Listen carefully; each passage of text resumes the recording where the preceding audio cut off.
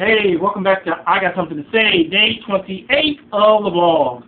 Not that much pissed me off today, some good news, a couple things. Yeah, well, there's a couple things that pissed me off. Let me go for it. It seems that victimized conservative groups have asked Bill O'Reilly, that show, Bill O'Reilly Factor, to take Wayne Benson, B-E-S-E-N, off the show as a commentator. Now, you may not recognize the name, but he is the co-founder of Truth Wins Out, really allied with the SPLC, and of course, this is why they're calling foul now, just calling for the conservative commentator, Bill O'Reilly, which is really conservative. But he kind of changes his format every now and then. He is conservative, but he just doesn't show it that much because he wants some ratings. He wants the ratings. The thing about it is just that, the reason they want this man off is, number one, because because FRC, and really FRC that had this petition to Fox News, and the FRC is of course right now in big battle, is mortal enemies with the SPLC. Now they claim that because they are on the famed SPLC hate group watch list, that's why this dude, Floyd Lee Perkins, went ahead and shot the security guard at the Family Research Council Research Center. Now, there's a couple things that come to mind when all this shit goes down. Number one, you gonna cry foul? Really? I guess they say no blood, no foul. So, but you still gonna cry foul because you spill a lot of blood, man. And then number two. This is Tony Perkins, of course, because that's who the director of the FRC is. And number two, I would think that having someone like Benson on the show keeps O'Reilly centered and biased.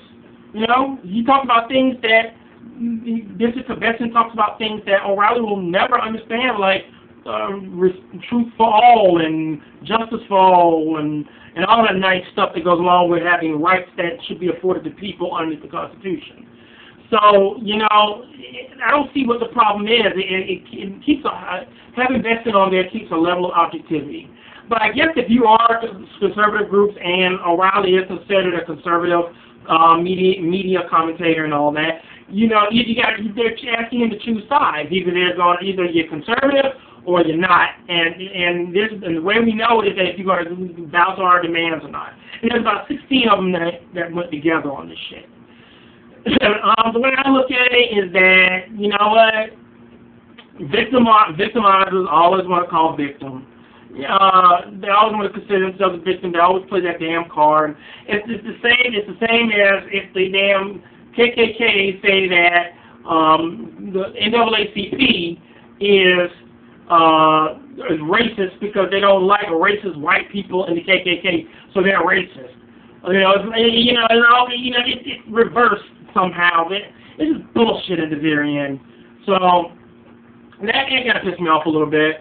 I kind of wrote an article also about being black and gay. There was an article from the UK that talked about how the public service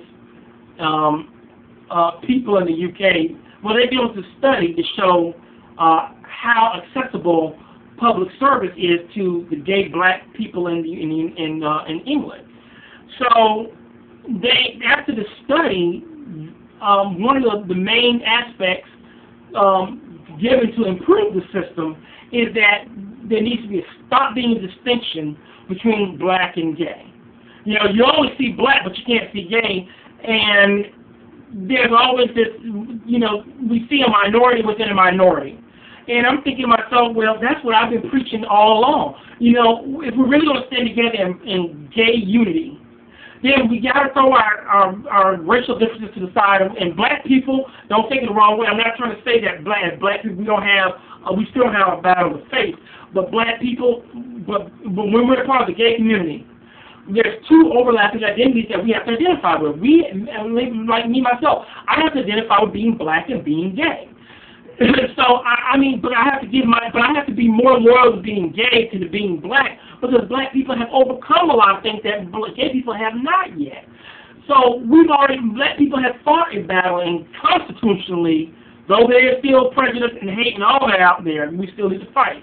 But constitutionally, we have won that battle, and gay people have not yet. So now I have to shift my loyalty a little bit more to being gay. So I have to push being black into the closet for a moment, which is kind of an oxymoron because because like they say, you'll know if I'm black if all you have to do is look at me.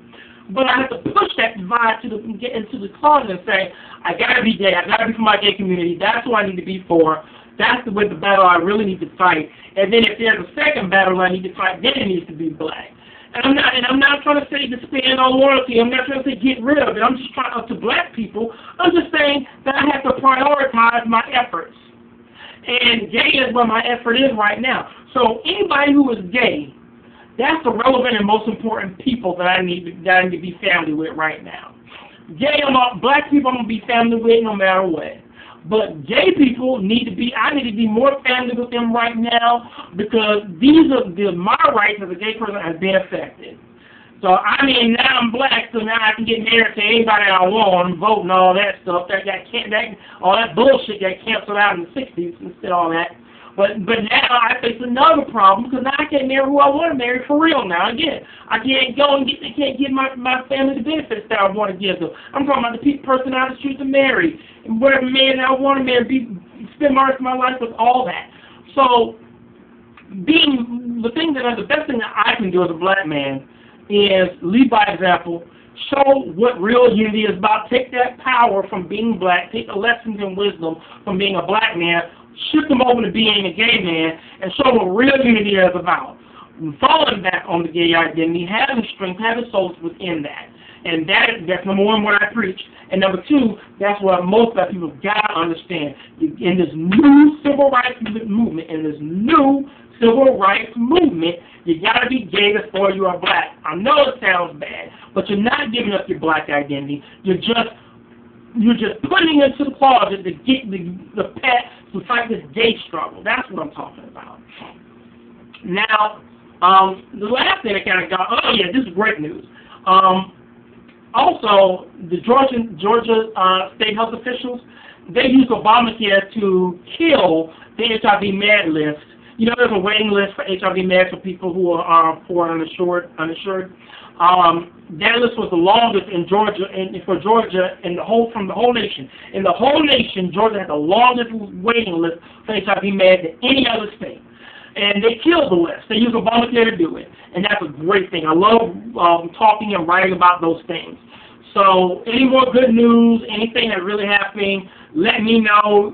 SoSwirl, that's my Gmail. The SoSwirl at Facebook. SoSwirl on Twitter.